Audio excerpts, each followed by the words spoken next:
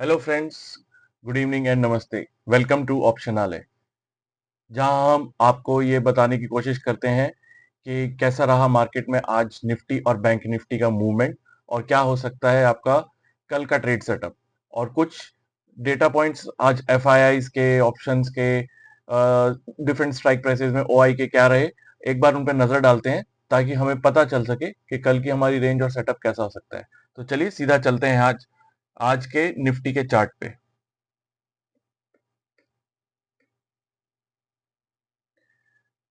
तो ये आज निफ्टी का इंट्राडे का चार्ट है।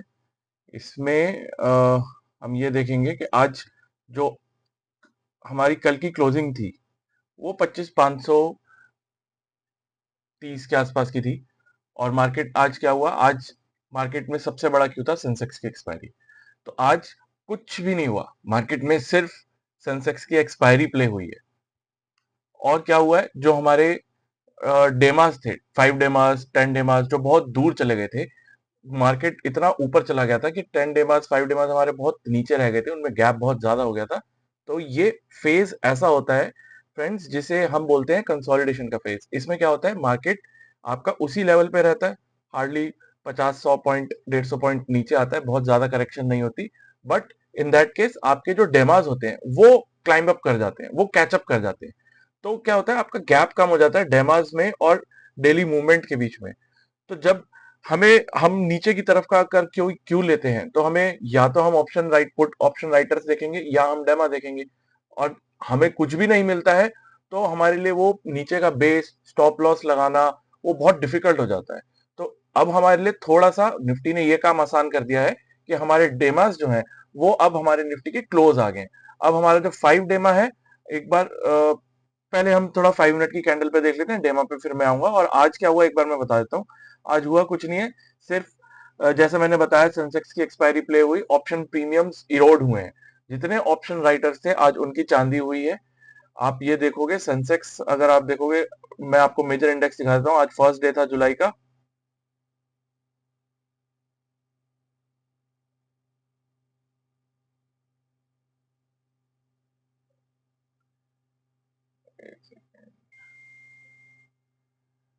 ये देखिए, फर्स्ट डे था आज जुलाई का और हुआ कुछ नहीं है। सेंसेक्स में कितना मूवमेंट आया, 100 पॉइंट का मूवमेंट भी नहीं आया। और बैंक निफ्टी में 150 पॉइंट का मूवमेंट आया है, निफ्टी में 24 पॉइंट का मूवमेंट आया है। मिड कैप भी ज्यादा नहीं चले, मिड कैप भी मिड कैप तो 9 10 पॉइंट भी नहीं चले, 0.01% का मूवमेंट आया है। तो आज हुआ कुछ नहीं है, आज सिर्फ हमारे मार्केट में कंसोलिडेशन हुई है। जो हमारे मूविंग एवरेजेस हैं उन्होंने कैचअप प्ले करा है और हमारा नीचे का बेस जो बहुत दूर हो गया था वो पास आया है और अब ये नीचे का बेस स्ट्रांग हो गया है। ठीक है, तो ये आज का डेली का आज का सेटअप था, जिसमें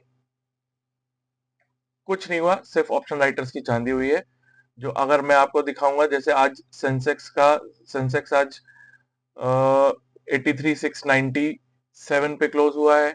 कल ये 600 पे था। और अगर मैं आपको दिखाता हूँ 83,600 सेंसेक्स फर्स्ट जुलाई कॉल ऑप्शन 97 पे था। इसके जरा थोड़े से हम डिटेल्स देखेंगे। इसका प्रीवियस क्लोज था 278, आज का हाई था 250 और बंद हुआ है कहाँ पे, 97 पे। 278 कल की क्लोजिंग से सीधा 178 180 पॉइंट का यहाँ पे प्रीमियम इरोड हुआ है। और अगर हम सीधा इसी स्ट्राइक प्राइस का पुट भी देखेंगे तो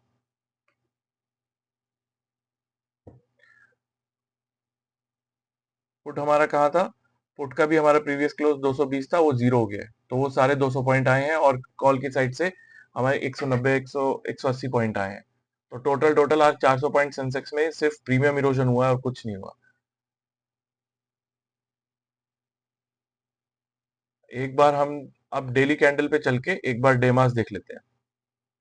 ये देखिए, जो ये 3 दिन यहाँ पे कंसोलिडेशन हुआ है, जो आज से 4 दिन पहले जो ये एक बड़ी सी ग्रीन बार आप देख रहे हैं, ये बड़ी सी ग्रीन बार में मैं ये दिखा देता हूँ, इसमें थोड़ा सा ज्यादा समझ में आएगा आपको क्लियरली।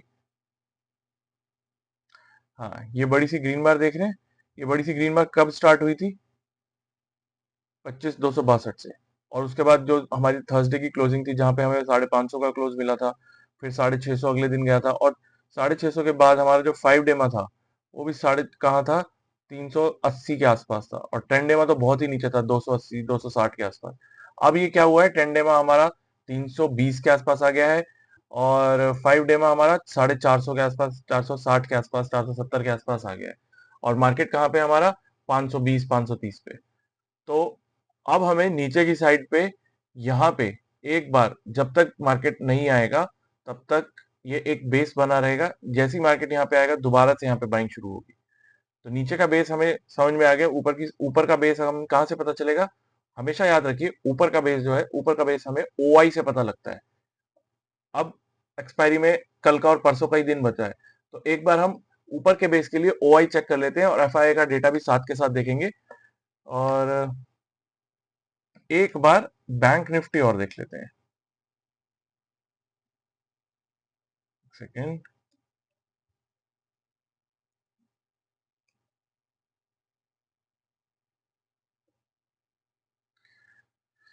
ये देखिए बैंक निफ्टी आज थोड़ा ग्रीन में ही रहा। ये देख रहे हैं आप, बैंक निफ्टी अपने 5 डे तक आया था, 5 डे से ही आज ये डेली कैंडल में वापस उठ के यहाँ पे इसने कितने कितने पॉइंट्स का क्लोज दिया, कितने ऊपर पॉइंट्स का, ये आया है आपका 200 से 200 250 पॉइंट्स का ऊपर का क्लोज दिया है।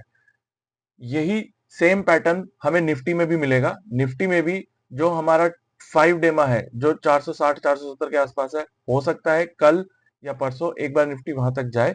अगर वो उसको तोड़ता है तो 100 पॉइंट आपको और मिलेंगे, 10 डे तक जाएगा।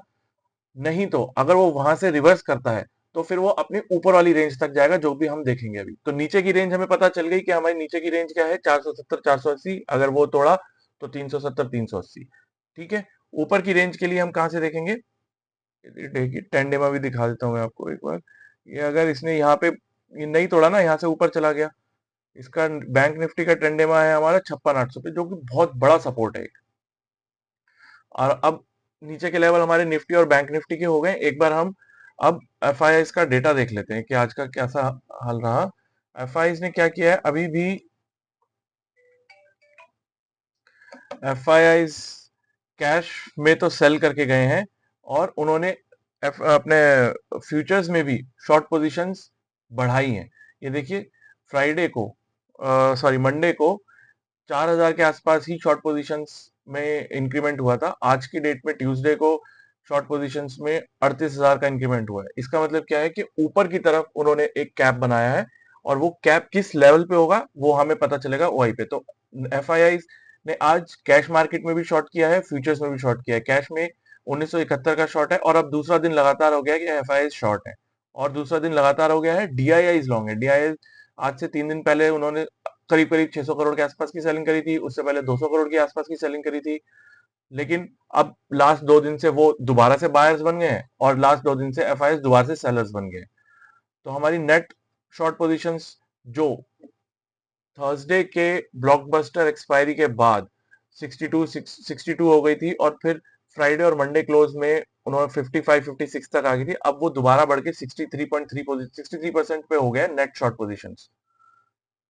तो एफ ने अपने शॉर्ट पोजीशंस थोड़ा सा दोबारा बढ़ाना शुरू करा है। हालांकि इसको हम ऐसा नहीं बोलेंगे कि शॉर्ट पोजीशंस उन्होंने बहुत स्ट्रांगली बढ़ाई है, बट अब वो थोड़े बाइंग में कॉशियस हो गए हैं।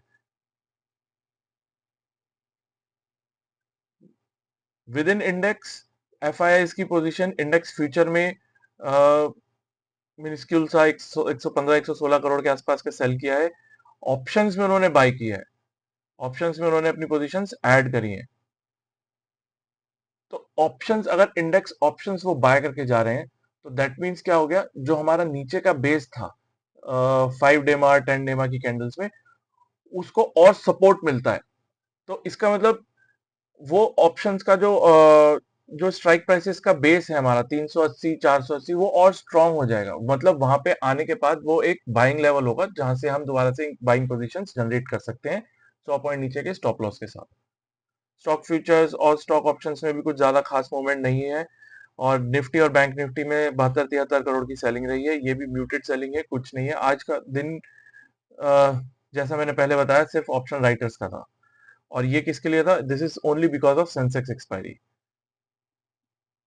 पार्टिसिपेंट वाइज भी देखेंगे। देखिए एफ ने जितने अपने लॉन्ग पोजीशंस इंक्रीज करे हैं उसके डबल अपने शॉर्ट पोजीशंस इंक्रीज करे हैं। लॉन्ग पोजीशंस इंक्रीज हुई है 37,000 के आसपास, शॉर्ट पोजीशंस इंक्रीज हुई है 71,000 के आसपास। तो उनका अभी भी जो ट्रस्ट है वो शॉर्ट पोजीशंस में वो बना के चल रहे हैं।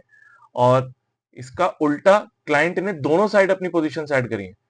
51 उन्होंने 51,000 के आसपास शॉर्ट पोजीशंस में ऐड करा है और 63,000 के आसपास लॉन्ग पोजीशंस में ऐड करा है।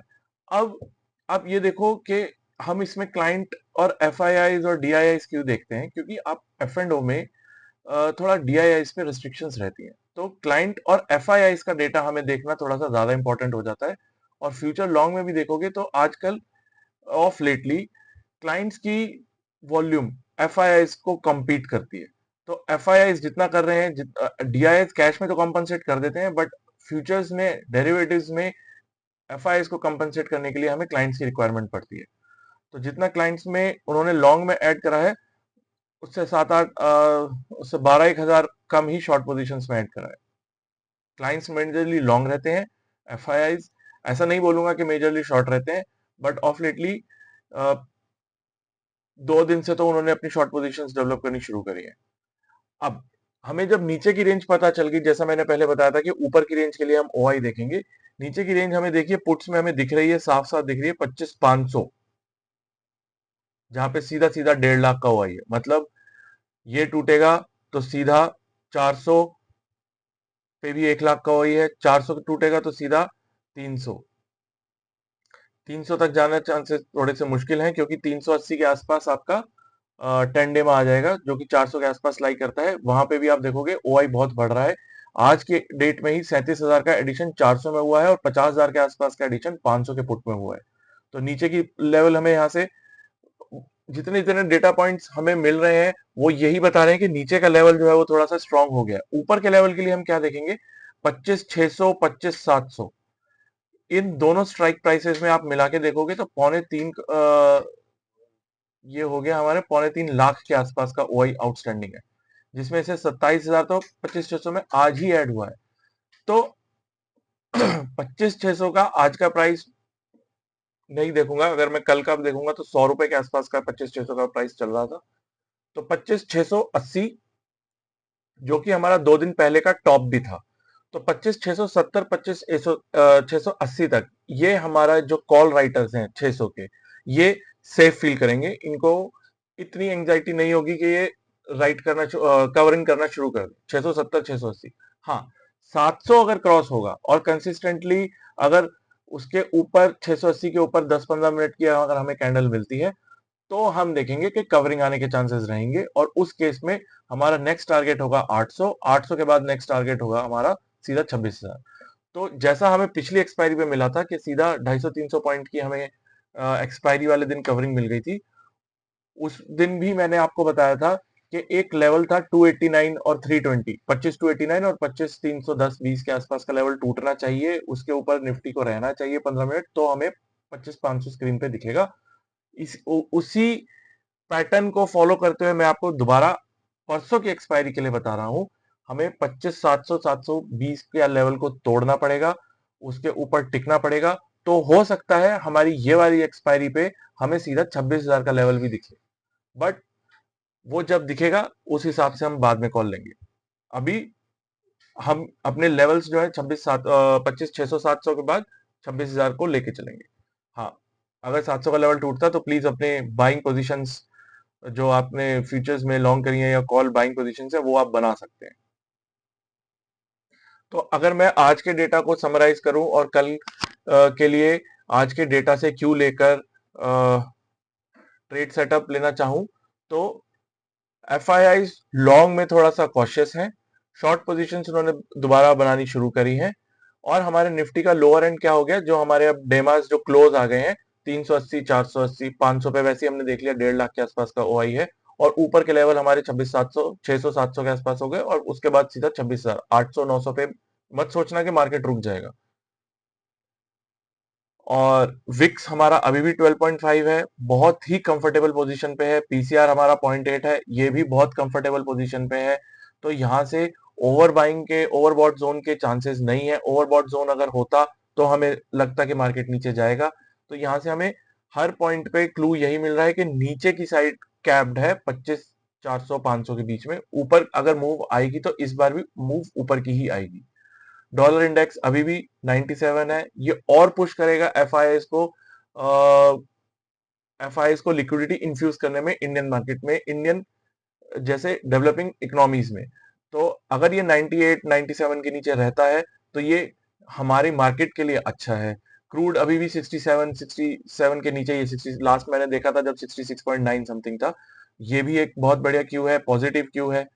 तो अभी जो हमारा इंक्लिनेशन है वो टुवर्ड्स लॉन्ग है, विद द व्यू के नीचे की जो पोजीशंस हैं वो 400 500 पे कैप है, और ऊपर की पोजीशन जो है अभी के लिए 600 700 पे कैप्ड है। अगर 600 700 ब्रेक होगा तो नेक्स्ट टारगेट हमारा सीधा 26,000 है। हाँ, और जो बहुत जरूरी इवेंट्स हैं देखने के लिए, इंडिया यूएस ट्रेड डील की कब अनाउंसमेंट आती है, इस पे बहुत डिस्कशन अभी भी चल रहा है। इंडियन ऑफिशियल्स अभी भी यूएस में हैं, वो डिस्कस कर रहे हैं क्या अनाउंसमेंट आती है। देख के देखना ही पड़ेगा, वो हमें उसके लिए वेट करना पड़ेगा। ये बहुत सेक्टर स्पेसिफिक भी हो सकता है, वो भी देखना पड़ेगा।